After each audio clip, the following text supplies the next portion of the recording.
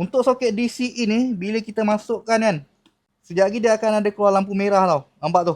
Lampu merah ni adalah dia sedang mengecas tau. Solar panel ni sedang mengecas.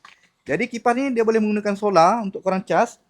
Lepas tu, kalau korang nak pakai current pun boleh. Dua dalam satu. Bila korang pergi camping ke malam kan, bila korang bawa kipas ni, korang boleh onkan lampu tau. Nampak? Dua lampu yang cerah.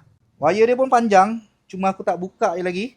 Sini ada satu soket USB ni untuk korang jadikan power bank. Cara nak onkan kipas ni, kita just tekan power button ni, tekan tambah. Nampak tu? Dia punya angin ni memang kuat tau. Untuk speed kipas ni, korang boleh adjust sampai 9 tau. Lepas tu, bila nak swing kan pun boleh. Dia akan swing.